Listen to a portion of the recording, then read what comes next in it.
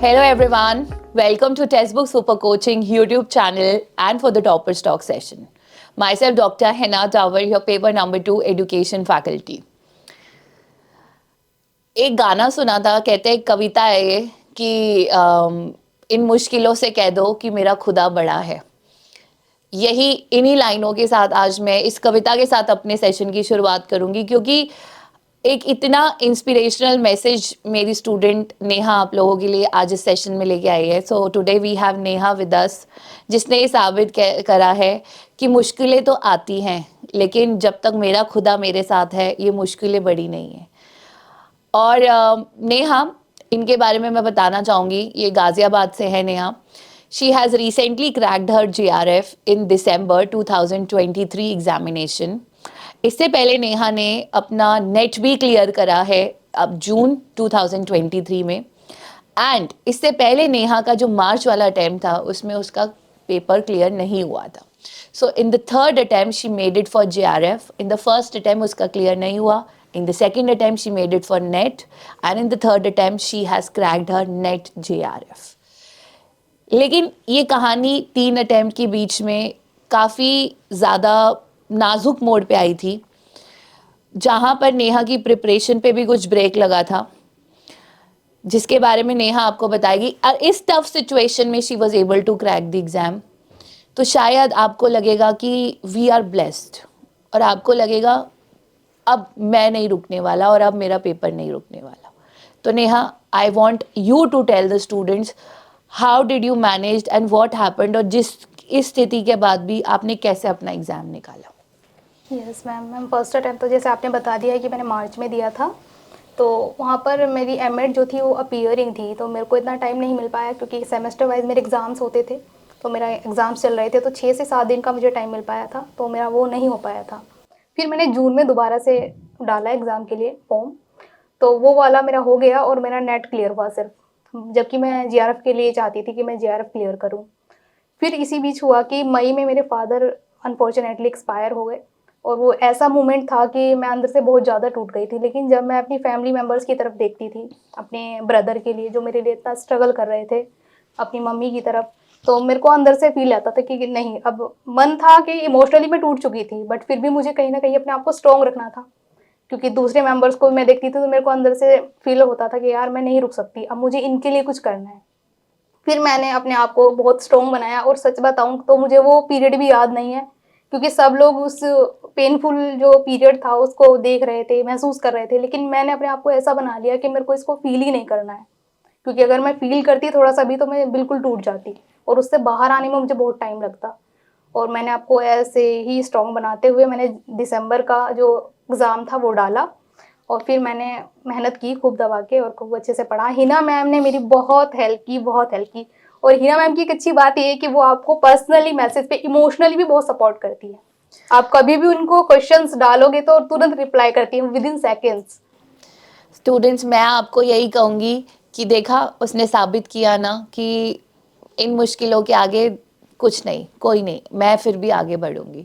क्योंकि आपकी लाइफ का एक मोमेंट होता है कि हमें अपने पेरेंट्स को प्राउड फील कराना है, और कहीं ना कहीं लाइफ का चाहे छोटा सा अचीवमेंट हो, चाहे नेट JRF जितना बड़ा अचीवमेंट हो, चाहे जॉब लगने जितना और बड़ा अचीवमेंट हो, हर समय आपको 2 लोग हमेशा याद आते हैं, आपके मम्मी पापा और आपके भाई बहन और आपकी फैमिली, कि यार ये कितने खुश होंगे जब इन्हें पता लगेगा।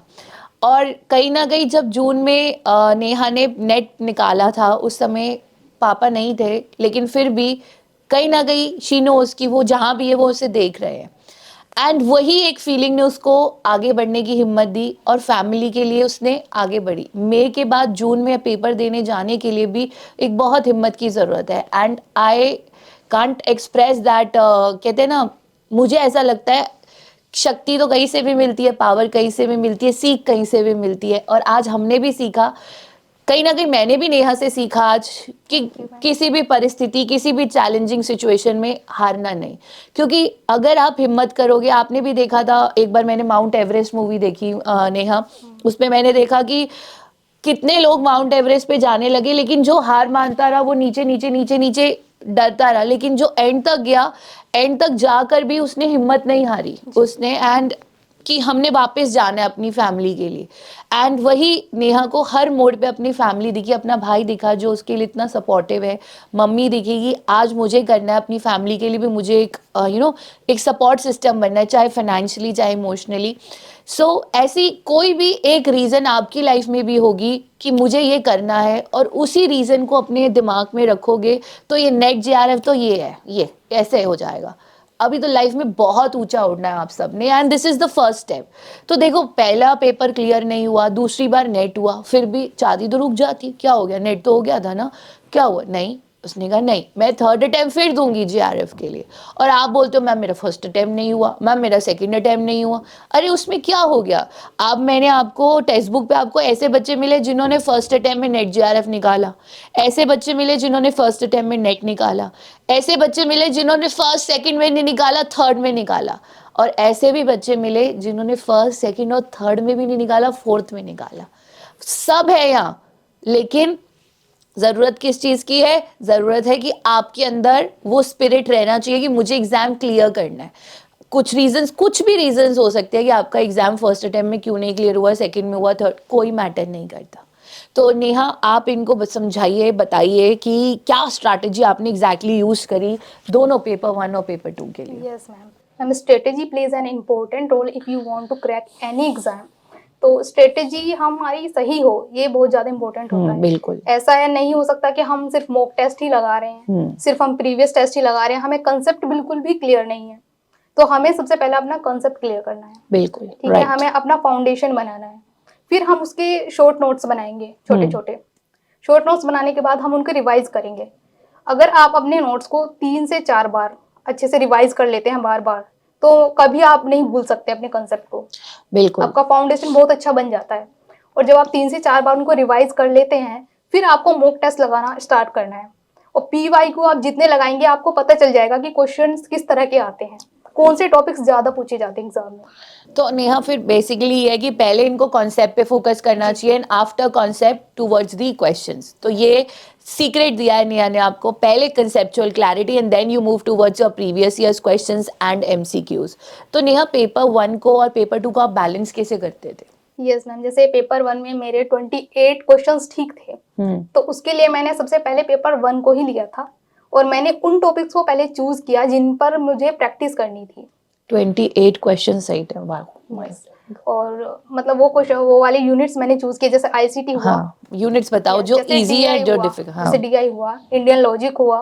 तो ये हमारे प्रैक्टिस बेस्ड होते हैं, जितना हम प्रैक्टिस करते हैं क्वेश्चंस वही होते हैं, सिर्फ आपको प्रैक्टिस करनी होती है, करना पड़ता है। क्योंकि थ्योरेटिकल अगर पार्ट ले लेते हो तो वो तो कहीं से भी क्वेश्चन आ सकते हैं, बहुत वाइड एरिया होता है वो। बिल्कुल। एंड पेपर नंबर 2 में? पेपर नंबर 2 में वही था कि मैंने जैसे M.Ed किया हुआ था, एजुकेशन मेरा सब्जेक्ट है, 50% मार्क्स तो मेरे आ रहे थे जब तक मैंने उसको डीपली नहीं पढ़ा था तब तक भी। तो बस मेरा ये था कि मुझे बस इसके लिए हाई अचीवमेंट्स करना है, हायर मार्क्स मुझे लाने हैं, इसके लिए मुझे पढ़ना है। तो मैंने ऐसा एक भी टॉपिक नहीं छोड़ा कि जो मैंने ना पढ़ा हो। तो पेपर नंबर 2 में आपको इजी यूनिट कौन से लगे? मैम इजी यूनिट्स मुझे लीडरशिप और मैनेजमेंट लगी, और बाकी जो मुझे टफ लगती थी रिसर्च। हाँ। रिसर्च के लिए स्पेशली मैं उनको थैंक्फुल कहना चाहूँगी, सच में थैंक यू कहना चाहूँगी, थैंक यू मैम। हाँ। क्योंकि मैम आपने इतने अच्छे से उसको क्लियर कर दिया था। आपने सारे जितने भी न्यूमेरिक्स थे वो कराए, उनकी मैंने प्रैक्टिस की, और जो कॉन्सेप्ट था वो भी आपने बहुत अच्छे से क्लियर कर दिया था। मेन चीज़ें आपने वही ली थी जो हमारे एग्जाम में आती हैं। बिल्कुल। तो बेटा, आप दिन में कितनी देर पढ़ते हो? मैम पढ़ने के लिए तो मैंने, क्योंकि मैं कहीं जॉब नहीं कर रही थी, क्योंकि मुझे था कि मुझे दिसंबर में JRF करना ही है, क्योंकि मैं ज़्यादा टाइम वेस्ट करूंगी तो मेरे लिए इसका कहीं ना कहीं मतलब प्रॉब्लम होगी। तो मैं सुबह 11 बजे से 12 बजे के आसपास में बैठती थी, और रात को मैं बीच बीच में मतलब उठती भी थी ब्रेक लेने के लिए, ताकि मैं अपना माइंड को थोड़ा सा ठीक रख पाऊँ। तो मुझे ज़्यादा से ज़्यादा 8-9 घंटे का टाइम लगता था कि मैं पूरा देती थी टाइम। तो नेहा, आपकी स्ट्रैटेजी से जो मैंने जज किया है कि क्या आप अग्री करोगे कि क्वालिटी मैटर्स और क्वांटिटी डज नॉट मैटर? मतलब टाइम कितना भी दे, क्वालिटी स्टडी होना चाहिए। Yes ma'am, yes. तो क्वालिटी स्टडी से आप इनको क्या बताना चाहोगे कि क्वालिटी स्टडी के लिए इनको क्या करना चाहिए? यस, देखो, हम जब यूट्यूब पे जाते हैं या हम अपने बैचेस खरीदते हैं, बहुत सारे प्लेटफॉर्म हमें मिलेंगे, लेकिन आपको सही क्वालिटी में मतलब जो है कंटेंट मिल रहा हो, ये भी मैटर करता है ना, वही आपको दिया जा रहा हो जिसकी आपको नीड है। तो Neha, overall text book super coaching का ऐसा कौन सा मतलब रहा फीचर कह लीजिए ऐप में जो सर्विसेज है जो आपके लिए बहुत हेल्पफुल रही? मैंने पेड तो नहीं लिया था। तो जो आपका फ्री क्लासेस का कंटेंट है और जो आपके मॉक टेस्ट है। मैंने पेड बैच तो नहीं लिया था क्योंकि इतने मेरे पास पैसे नहीं थे कि मैं इतना खरीद पाऊँ, और मैं तब कोई जॉब भी नहीं कर रही थी। तो मैंने मैम की यूट्यूब पर जो रिकॉर्डेड क्लासेस हैं वो मैंने सारी देखी, सारे इंपॉर्टेंट टॉपिक्स मैम ने रिकॉर्डेड भी दिए हुए हैं हम जैसे बच्चों के लिए जो बैच नहीं खरीद सकते। Thank you ma'am. तो टेक्स्ट बुक सुपर कोचिंग का जो 1 मंथ का फ्री क्रैश कोर्स चला था। यस मैम, आपने एग्जाम से 1 मंथ पहले यूट्यूब का क्रैश कोर्स जो मतलब लॉन्च किया था वो बहुत ज्यादा बेनिफिशियल था। सारे इंपॉर्टेंट टॉपिक्स जो हमने मतलब ना ही आपने कवर कराए हो तो उसमें कवर हो गए थे। और एक बात और मैं कहना चाहूंगी कि मैम ने एग्जाम से एक रात पहले ही फाइनल मॉक टेस्ट दिया था, उसमें हमारे प्रीवियस ईयर क्वेश्चंस थे, तो उसमें से 5 से 6 क्वेश्चंस मुझे नेक्स्ट डे मिले। देखा कि मैंने रात को सोते सोते 9-10 बजे के टाइम पढ़ा, वो मेरे घर वाले कह रहे अब तो छोड़ दे, मैंने कहा नहीं नहीं मैम की एक भी मॉक टेस्ट मुझे नहीं छोड़नी है। बिल्कुल।